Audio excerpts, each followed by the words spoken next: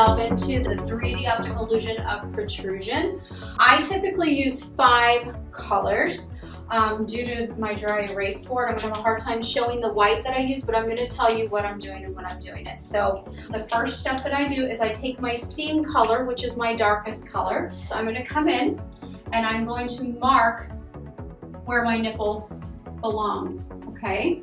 And then I would come in and I would already have marked for my mapping, I would already have marked the areola. And I'd like for you to kind of follow along. Once we finish this, I want you to come back, rewind it, and come back to this and do this along with me. After you've watched it once, I want you to do it with me. So you're gonna get your number 3 or your number 1 needle, and you're gonna use your darkest color, and you're going to drag a line and create your nipple that marks where your placement is so that you don't lose it. Then after that, I would like for you to change out your needle to your mag. I would like for you to be using anywhere from an 11 to a 15 mag. My personal favorite is a 15, and I would like you to be working with a 13 or a 15 magnum. And so now we're gonna move into what I call base 1 and base 2. And so when you're picking your base 1 and base 2, you want them to be somewhat complementary colors. Base 1, so you're going to come in with your mag, you keep your angle of your machine at 45 degrees. You do not want to be trying to go into the skin at 90 degrees. You want to keep it on its side. The motion is from the elbow. We are not whipping our wrist like this, or you will put a whole bunch of little stripes in your areola. You want to keep this pin flat, and you will begin your circles. And I like to start around the outer edge so that I don't lose my mark. And this is big, open, airy, the first pass. You are not trying to get full saturation. You're going for about 1/3 of your saturation. So now I've locked in the shape. I'm gonna keep going on around. Try not to create any patterns, but it's just one very quick, airy pass of base 1. So then I would stop. So now I'm taking my base 2. My elbow is still, my wrist is locked. I'm not whipping my wrist. I'm keeping this. I want this because it's a little bit darker. My base 2 is usually a little darker. I like to keep it underneath here so that the shadowing is underneath the nipple. Let's address where our light source is coming from. You can either have a light source coming from this angle. Let's say that this is your other nipple over here, just so that you can get a perspective on what I'm doing.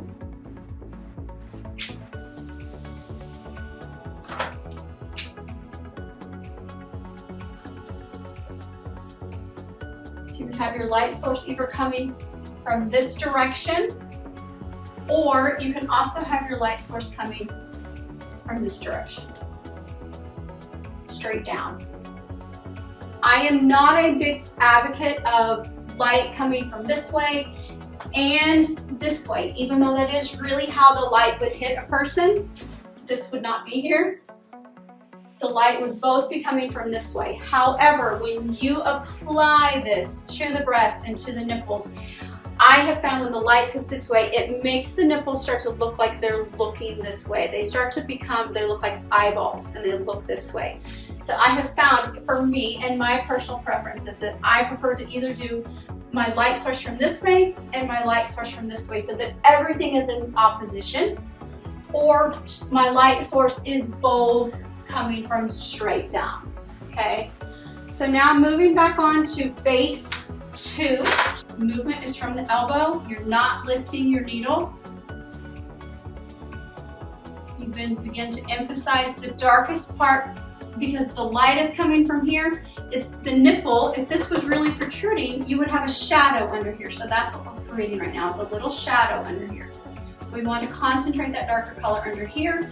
And then we can go in and be big and airy, again with our mag all the way around. We're not going to be going this quick. So now you have stacked in another 33%. Base 1 is 33% coverage and saturation. Base 2 will be another 33% approximately coverage and saturation. So now our final stack, we're going to go back to base 1. We're going to do a very quick pass only in the areas where we can see we have a little bit of a deficit in our color. So maybe just right through here, maybe right through here. And then maybe I decide, you know what, I'm not crazy about the shape, how it's going this way. Typically the areolas, if they're gonna have an oblong, they're going this way. So I might come in here and extend this a little bit more just to kind of fluff up the shape, maybe a little more up and through here. So you can kind of alter the edge there.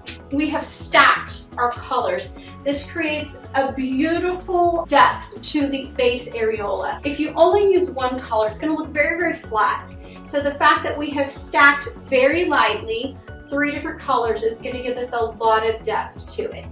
So now we're finished with our shader. I would like for you to switch back over to your number 3, our nipple color. So you're going to take your nipple color, which is dark pink. We're going to begin a moon shape. So this is where, if this is your nipple, we're going to make a little moon slice right out of that because our light source is coming from this angle and our moon is coming from here. So we're going to work from light to dark.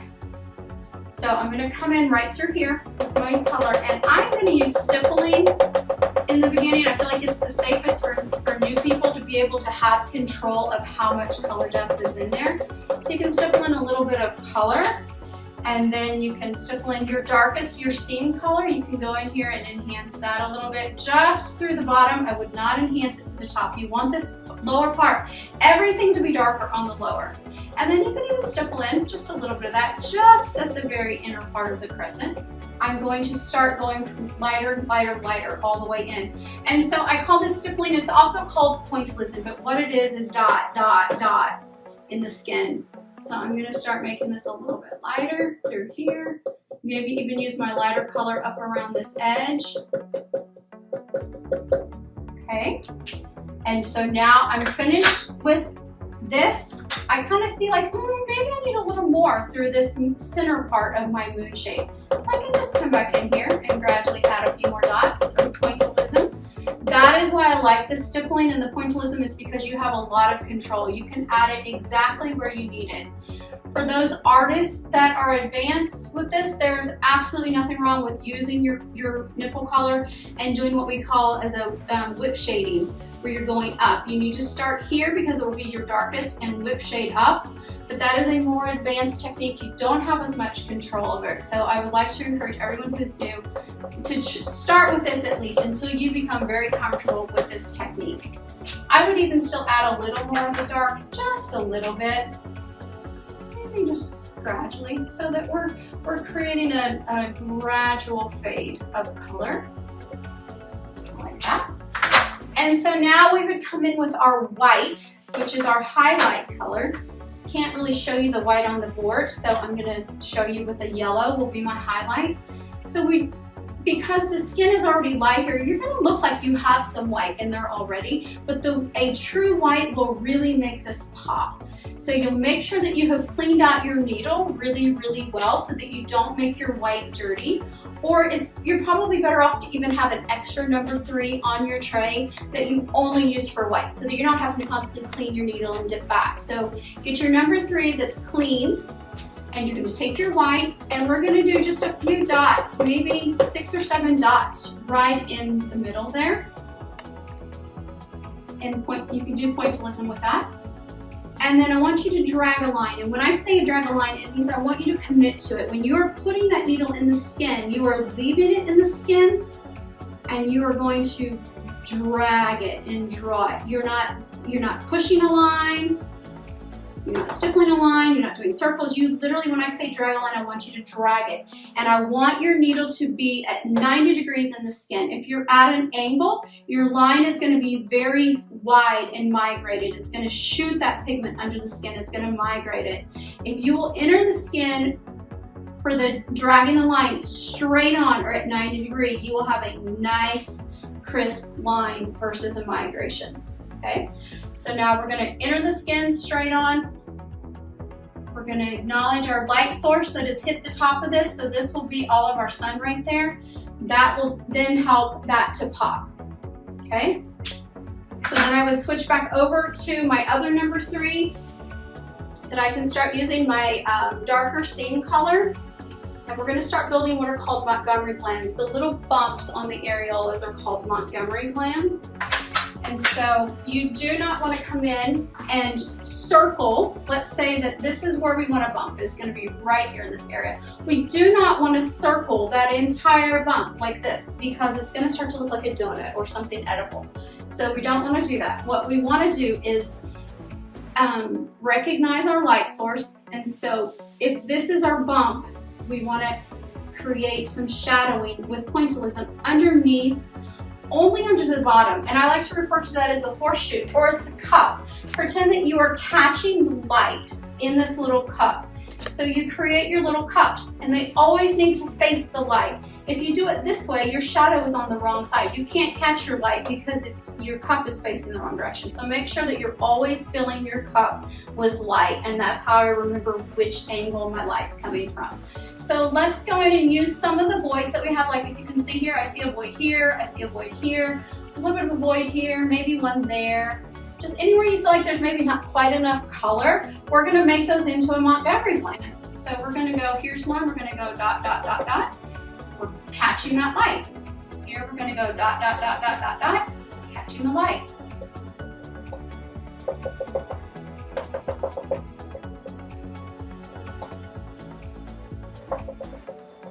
I would not go in and make these symmetrical. That's going to start to look like a sesame seed bun or something. Don't make them perfect. You want them to be imperfect. The more imperfect that you can make your areola, the more realistic it is going to look. I might even want one up in this area.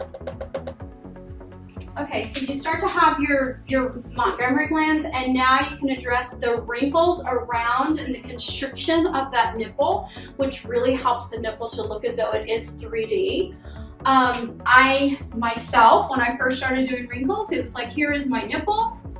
And so I would start just kind of coming in and doing these perfect little, parentheses. And no one's nipple has perfect little parentheses. So what I would like for you to really concentrate on in your drawing and then your latex is that those nipple wrinkles become imperfect. They can be messy and wavy. And they're still wrapping around that nipple, but they're not perfect. You don't want them to look like parentheses. You want them to really pop, okay? So I'm gonna come in and add some of these in here. Unlike microblading, it is okay for your strokes to cross. They're not gonna cause a blowout like it would if you were microblading an eyebrow. And you can put as many or as few as you want. It's all up to you. Sometimes the bigger the person's areola is, the more I'll keep going with the wrinkle just so it's not boring. If it's little tiny, I'll just do some little itty bitty tiny ones. And maybe for the itty bitty areolas, drop down to your number 1 needle so that these are super tiny. So now we have the wrinkles in. This is when I would come back in with my white and my number 3. So I would clean over to either a clean needle or the needle that has just only the white in it.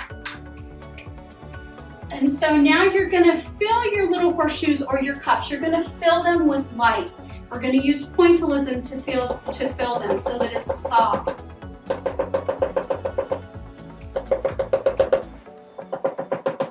And I'm usually doing 5 to 7 little stipples in there.